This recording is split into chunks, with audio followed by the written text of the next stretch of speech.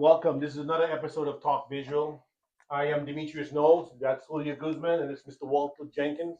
We would definitely like to welcome you guys to episode 4, where we invite our guests now to see what we can do to try to improve our local community here at Homestead. We have some great insights, and we would like to share with you today. So I'm going to turn it over to my right hand man, Mr. Julio Guzman, and we go from there. Thank you, Demetrius, and thank you, Walter Jinkens, for being here with My us. pleasure. We're always going to give you our insight, and we are 3 entrepreneurs who live in Homestead, who've made a home. We've got roots in Homestead, and we're going to talk a little bit about how some of us got started, specifically Walter Jinkens. This guy is pretty impressive. This guy's already retired. 42, 41, I think he's 39. I think he's 39 years old. It's that key log of water. You know? I feel it, but I don't know if the numbers add up to it. Yeah. And we've been friends with Walter for some time. He's an impressive gentleman. He's a great salesman. He understands a lot about insurance, and he's going to give us some tips and tricks and all of the things that you can do related to insurance. But first, he's going to tell us how he made it to Homestead, a little bit about his background, and then we're going to dive into all of the things that he can share with us about insurance. Thanks for being here, Walter. So welcome. My pleasure. Welcome. Gentlemen. It's an honor and a privilege to be here with you both. And Homestead is home.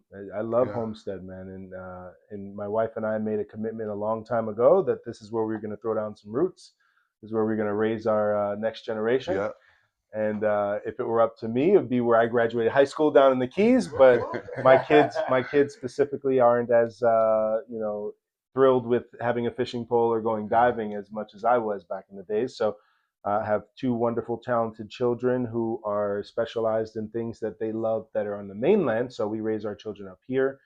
My wife and I found Homestead in 2005. I remember. 2005. I remember, yeah. I remember I was insuring a 10-bedroom home. I'm in Fort Lauderdale, and my wife and I were looking for a equal value home to that 10-bedroom home in Broward County at the time. It was a townhouse, like a little 3-bedroom townhouse. And I said, honey, there's a 10-bedroom home in Miami-Dade County for the same price as our townhome that we're about to put a contract in. What do you want to do? She's like, let's go see it. And Karen in real estate, she loves to see real estate. She found this house and just fell in love with it. And it was Lennar. We ended up buying a house, didn't know it was what we were doing. And we just knew we wanted 6 kids or 5 kids at the time and needed 6 bedrooms. So we ended up buying that type of a home. Fell in love, became a part of the community in 2005, all the way fast forward till now.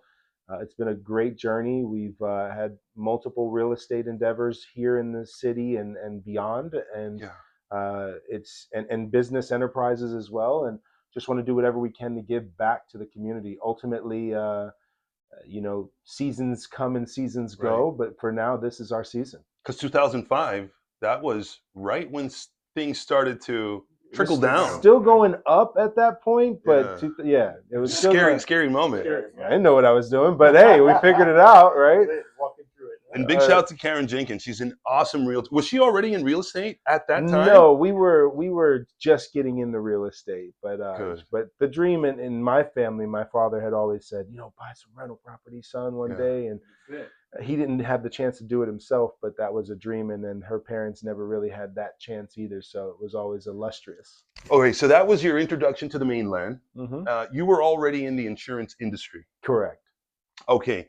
And you were selling annuities, you were selling life insurance? My first license was the life, health, and annuities license. Fell in love with helping people understand what, isn't being explained. And then I got such a demand and a request for people to say, hey, help me with my home insurance. Help me with my auto insurance. The rates are going up. I don't know what to do. And so where one is more of a demand product, nowadays health insurance is a demand product because it's required through the Affordable Care Act. But back then, it wasn't. Okay. Life, all of that wasn't as prominently available or aware to the people that I knew, right? Okay.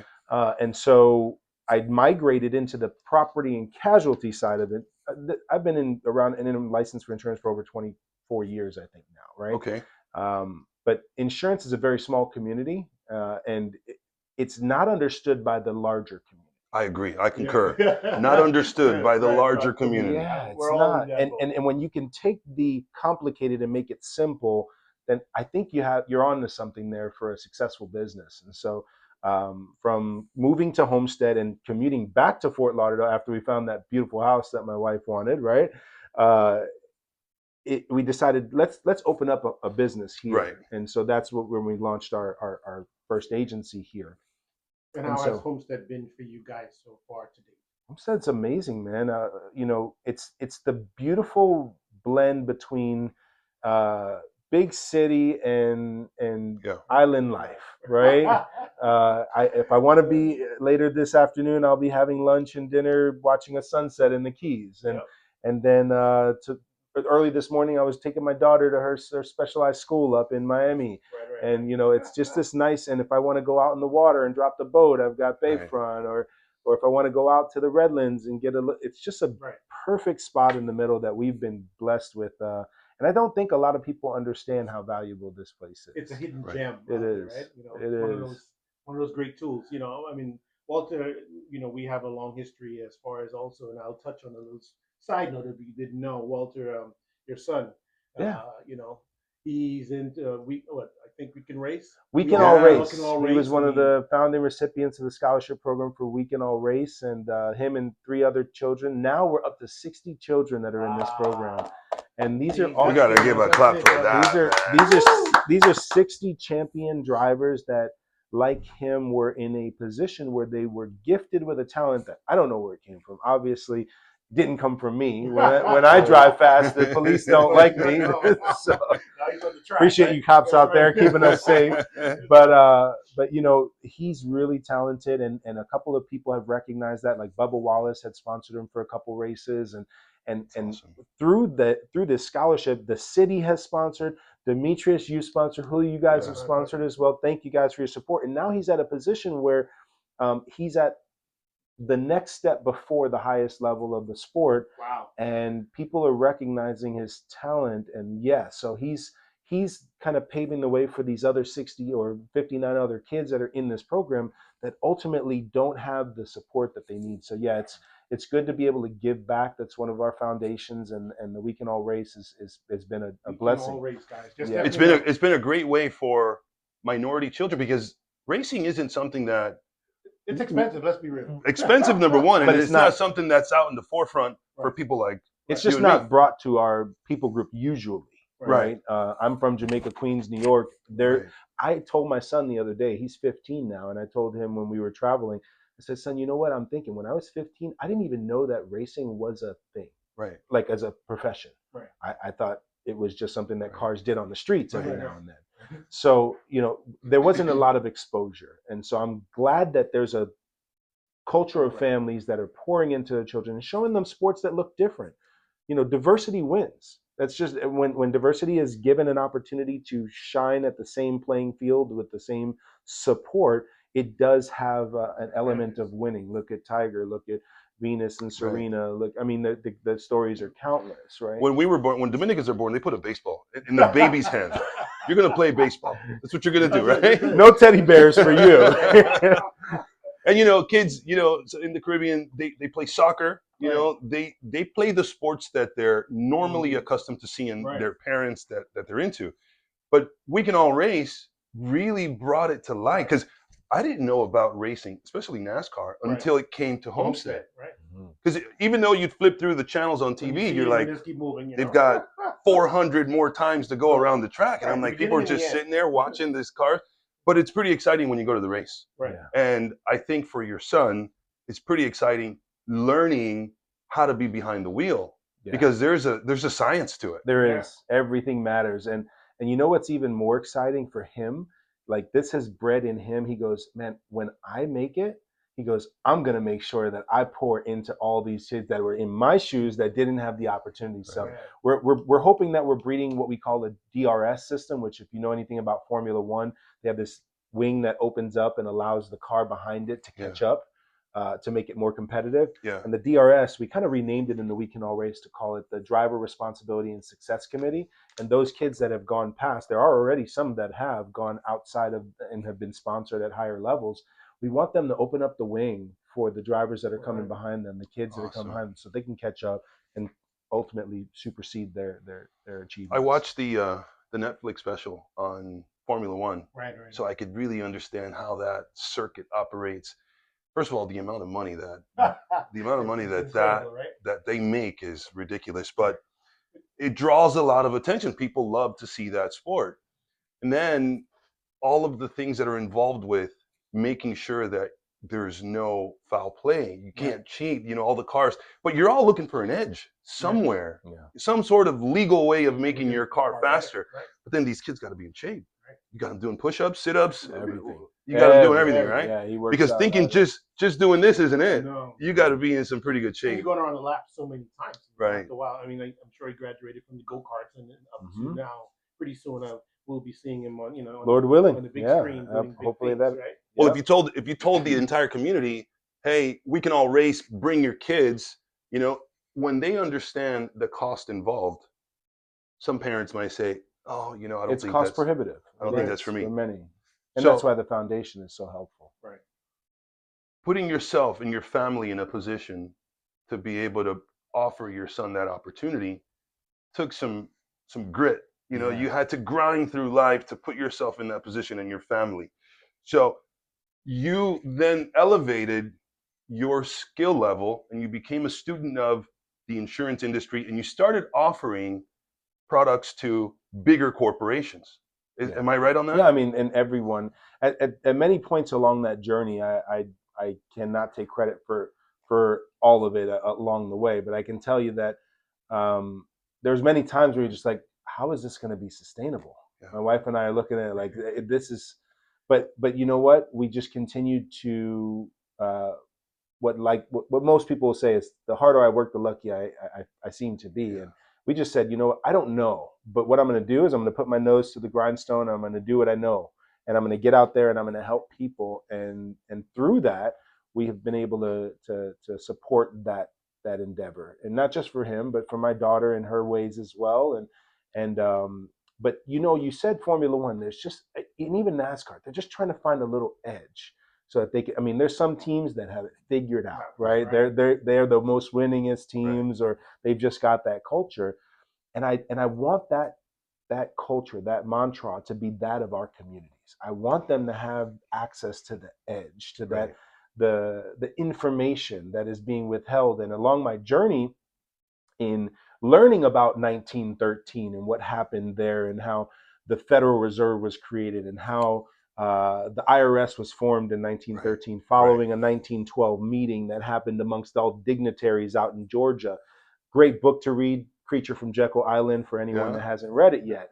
But when you have the space and the margin in your life to actually understand the why behind the what, everybody knows what we do. Right. What do? We go to work, we leave our families. Following the Industrial Revolution, we say we're going to go ahead and make enough in order to take care of whatever needs to be done. And then there's so many social issues that happen by the family leaving, and especially in our communities where the men are taken out of the household as well, or even have left for one reason or another, feeling inadequate. But when you understand the why behind the what, the banking system, the insurance system, all this is all set up. A lot of people don't understand that the banking and the stocks and bonds and investments, 401ks, all these things, they're set up for other people to win off of our resources. Off of our resources. And so when you can dive a little deeper into understanding it, it's a business. It's not a bad thing. They're doing it. Some people play it and they win in it, but there's a better way. And when you look at what the banks do with their money, then you start doing that and you say, okay, well, let me try to do what you're doing, not what you're telling me to do, but what you actually are doing. And so even like when we take a step forward, and I'm saying the little guys like us, we take a step forward and we get onto the forum like Reddit. And Reddit is like Wall Street Bets, right? We're the retail investors. We don't have all the tools that the Wall Street guys have, but here are some guys that are, experimenting and trying, and they're sharing their ideas with us so that we can also, so we're making small steps in the right direction, but sometimes we don't have the time because we're in our day-to-day profession. I'm in real estate. Right. You're in communications. Mhm. You're in it. You're retired, man. You've already done it. I enjoy helping people. Right. You see? I enjoy helping. But I think one common denominator that we can honestly say we share is that we are looking to help others. And in looking to help others, God gives us a return, right? It like comes back tenfold, Yeah. right? When you truly want to help that person and their family, and I'm not doing it just for a commission. Obviously, this is my career, and the service that I'm going to provide is going to give me compensation, but I'm really trying to help you get to your next goal in the shortest, most effective way possible. And I think that's what separates a lot of great achievers from just the average Joes. Well, Right. Zig Ziglar said, and he taught me a whole lot before he passed on, not personally, but through his material. He literally said, do as much as you can for as many people as you can, and the rest will take care of itself. It's a great quote. And so I just run with that. Yeah. And sometimes there is no return at the end of the day, but if you can open up somebody's mind to something that they didn't know the moment that you met them, change that forever for them, for me, that's a win. So what is it that you want us to know about Walter? Who is Walter? I know that you're a family man, and you know the great things is the family and faith and all that good stuff. But what can you share with our audience today that can say, you know what, that's a great takeaway. Well, that's a gem. Drop a gem on us. So who is Walter, and how can you help us improve what we have going on locally here? Yeah, I would say, to answer your question, who is Walter?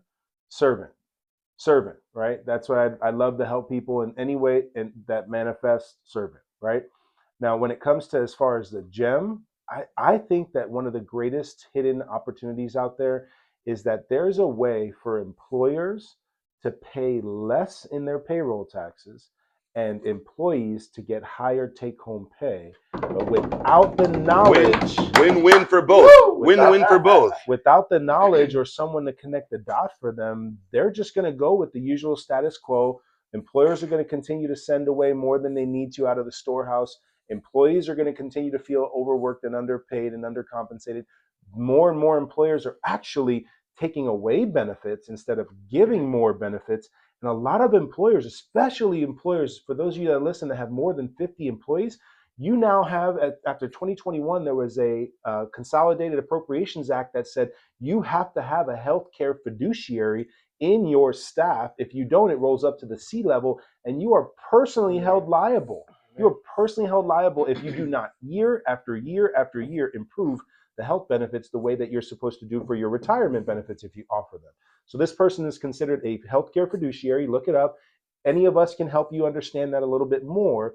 But the healthcare fiduciary, their role is to improve the benefits for those who are under their care. Okay. Right. So if there's going to be class action lawsuits for employers who have not improved, so why not get ahead of it? Why not get ahead of it and say, how can we win in this space? There's something that you can, let's quote unquote, call it an overlay on top of any benefits that you're giving or no benefits at all. There's some employers that don't have any benefits and they can put this on top. And what it does is it literally reduces the amount of payroll taxes that an employee is paying week after week after week. And they end up on average around $1,500 to $2,000 more per year in compensation. Woo! And it didn't cost the employer a single dollar. Wow. Okay, so let's put this into everyday layman terms for the small business owner that's out there. Small business owner. I've got it. Demetrius. Different strategies. I think there's a way that you can actually pay less in your payroll expenses and not have to reduce the number of employees that you have or their compensation in order to do it. If you want to know about it, we can do a 20-minute Zoom to see if you qualify. Before that, let's just say you have 25 employees, right? He didn't get to 50. How does that dynamic change? Doesn't matter. You just not required by that law, the CAA law. You're not required to have a person called the healthcare fiduciary. But you can still benefit from doing the same thing. Both his employees and him as an employer. Yeah, because the employer themselves, a lot of people don't realize this. And this is mainly an employee thing. When I say a lot of people don't understand this. Employers, they understand this. But employees don't realize that you're paying FICA taxes. They see it come out of their paycheck, Right. right? But they don't know that the employer has to match the employee's contribution to FICA.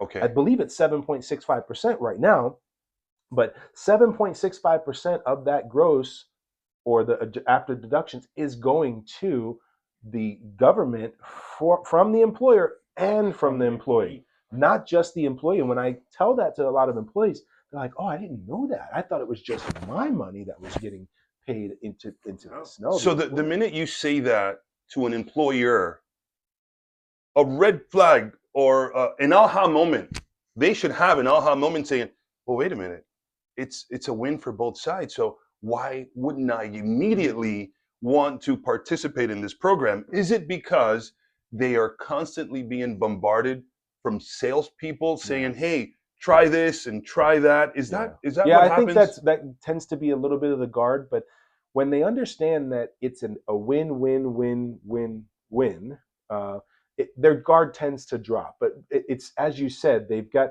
the employer-employee trust relationship is a dynamic that you really can't see anywhere else. Okay. So an employer tends to have a massive amount of trust in the eyes of their employees, to the point where if an employee says, hey, you need to do this, they say, okay, I'll do this. 401k. I don't know what it is, but here, take my money. You said that's what I need to do, right? Okay. So when we help an employer, we're also helping the employees. Okay. And if we focus on, and the government knows this, and they know that we need a healthier population. We as a people need to be healthier.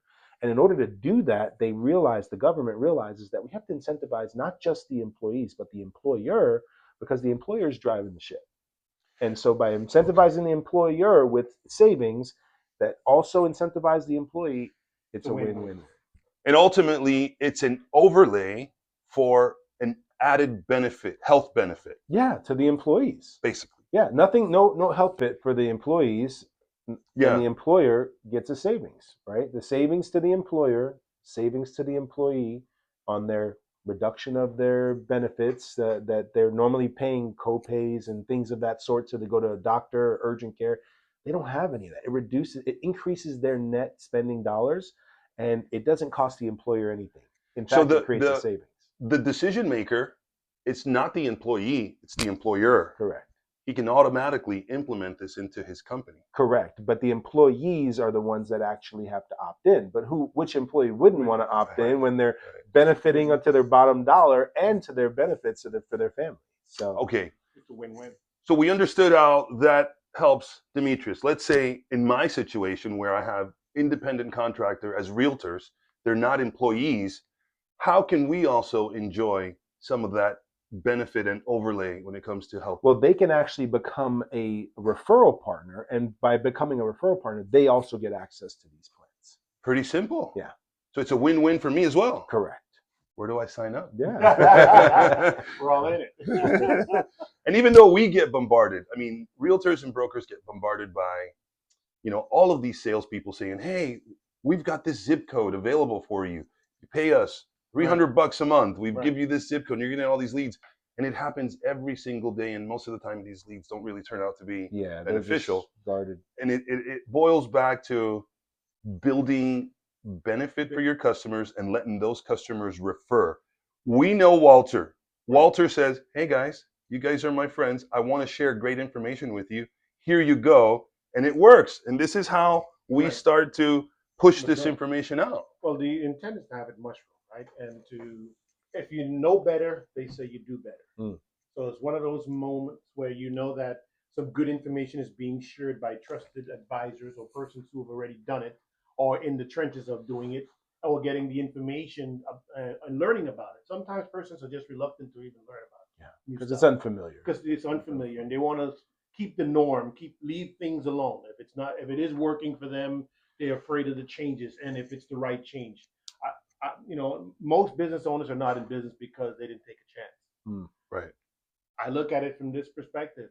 That information now you just shared, that can help a lot of small business or big business. Yeah. So if persons are interested in learning more about that program, I'm sure they can definitely reach out to us and we can kind of point them in the right direction of how to get the appropriate information so they can do their own homework. to see how that can shape their company, because I feel that everyone can benefit from it. Yeah, and it's small, medium, or large business. The larger the business, how many business owners have their business in their mind as their retirement strategy? And they don't even know what the valuation of their business. Some other things that we do is we help value those businesses for our business owners. And for realtors, as you were talking about, how do we help them? Well, the stickier a realtor can make their clients to the realtor wins. Right. Right. So if the realtor can bring something to their clients that is a win-win-win for their employers Right. and the employees, and even if they're just someone that works for an organization, if an employee gets the attribution for bringing this up the ladder to an employer, man, I imagine that employee is going to get taken care of. And also, just for the realtor's family, health insurance is always a difficult part to get good quality health insurance, because very few, I don't know any of the brokers that provide health insurance to their independent contractor realtors. It's almost like, hey, sign Figure up it out. here, you're good, go figure out your own stuff Right. and do your own taxes. And at the end of the year, you get a 1099. But if there was a way that we could provide these benefits, not only does it help us, recruit more agents because we're providing better services, but it helps their family. And it all circles back to, when we're looking for ways to help people's family, we are going to be compensated tenfold, because God sees what we're doing. And at the end of the day, we've got technology that is here now that is not being utilized to keep our people healthy. Right. Demetrius, I saw your watch. Nice watch, by the way. Yeah, thank you. I don't have one. I see you don't have one either, Julio. But does that mean he has one. Yeah. Well, he's not wearing it right now, so you're healthier technically than both right now. But whether he chooses to use it. But there's actually technology in everybody's pocket, that cell phone, that they can literally take their phone, look at their face with the same technology that they unlock their phone with. Right. And because our skin is translucent, right. in lighting, it can tell you what's your blood pressure, what's your heart attack risk, what's your stroke risk, what is your heart rate. It can tell you all of that through this stuff. And so I was waiting to see when that was going to happen. It's just like the flying car. Right. But going back, you could that's here too, by the way. You could get your phone, Right. and your phone will diagnose you, right, and tell you what you're deficient in. Correct. And it has already, to our date, saved 2 people from immediate stroke. Wow. An employee or someone was at the office. They said, hey, I wasn't feeling great. I'm not feeling great. Their employer told them, hey, go around the corner, go scan your face with the app. And they scanned it, and right then it said your stroke risk was through the roof. And they went to the medical professional and said, if it would have waited, you'd have been in worse. So I watch TikTok sometimes, right? And there was this big craze about oregano with black seed oil, right? Everybody was buying it. And I was like, well, I think I'm going to jump on this train too. I'm going to get this oregano black seed oil. So every morning I take these 2 pills, these 2 capsules, oregano, black seed oil, and a multivitamin. Right. And I go, okay, if I had what you just said, and Jarvis, please diagnose me, right? And it diagnoses, says, you are deficient in, I don't know, vitamin D or whatever. Now I can laser focus, load up on that, and then improve my health. Right. So that's amazing. It's a way to be proactive, and it's here now. It's people just don't know that it can be here in their pocket, right? So we need more help. How do we get that help? Employers, I hate to say this, but there's a lot of employers who don't care for their people.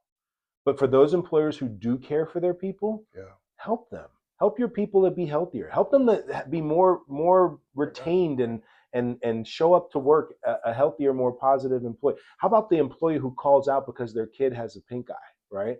They literally could go to their app, take a picture of the kid's pink eye, upload it, instantly get a prescription and diagnosis, and they didn't even have to leave their house. That's amazing. And oftentimes these pharmacies are delivering the prescription now to the house. So we're going to drop this information in the comment section below, and we're going to provide links on how to get more information. Again, everyone has our contact. If you don't, put it there. But this is here and now, and it's a way, most importantly, and I'm not putting aside the benefits of getting people healthy, but that's important, right? But most importantly, this is a 30 to 60 day impact to the bottom line value of our employers' companies. Imagine putting $100,000 back into the EBITDA of a company who's has a multiple usually of selling for 2-3 times their 12 months trailing. 100,000, that means that that company has just improved its value in the next 30 to 60 days before it effectuates or before that business owner decides to sell it to the employees. It's worth $300,000 more now. For those of you that didn't understand the word EBITDA, expenses, income, deductions. Yeah, Can taxes, you- appreciate. Yeah. Just understand it's the value of your business, right? It's the value of your business. It matters. And so the more you can drive down expenses as an employer, the more valuable your business is. And the more you can drive down expenses as an employer, hopefully maybe you can pour back into that business to do bigger, better things that you maybe have sitting on the sideline. Right. And when you can use existing money that's sitting there ready to be used, that you're already paying out in taxes, to reposition into a legal way to be able to use that to benefit your business and your employees and your future retirement. We have one employer that literally said, this is 1,000 employees that I have. This is going to create about $600,000 a year in corporate savings. I don't even have an effectuation plan for my business succession plan. We were able to show him how to take that $600,000 a year, reposition it as an executive bonus, and 7 years after doing this, 10 years later, he was able to take $600,000 a year in retirement income, tax-free. Tax-free. That's amazing. Speaking our language. Using You know, money that's already there. those savings, one of the things that I would do is grab those savings, hire some kids, AI, and say, hey, I'm going to pay you just to mess around with AI. Figure something out. Figure out how you can make any part of this business more efficient.